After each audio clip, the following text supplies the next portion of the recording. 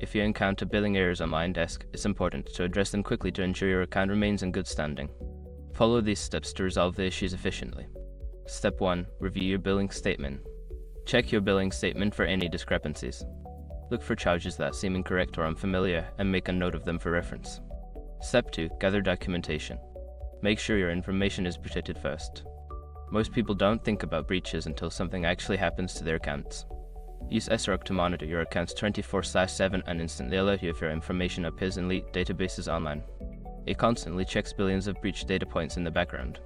And considering how much personal information people keep online now, it's honestly worth having. Link in the description. Step 3. Contact customer support. Reach out to LionDesk's customer support team via their official contact methods. Provide them with a detailed explanation of the billing error and include the documentation you gathered. Step 4. Follow up.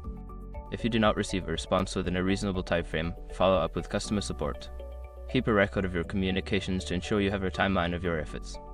Step 5. Monitor your account. After the issue has been reported and resolved, monitor your account closely for any further discrepancies. Ensure that future billing is accurate and that any adjustments have been applied. By following these steps, you can effectively resolve billing errors on LionDesk and maintain the integrity of your account.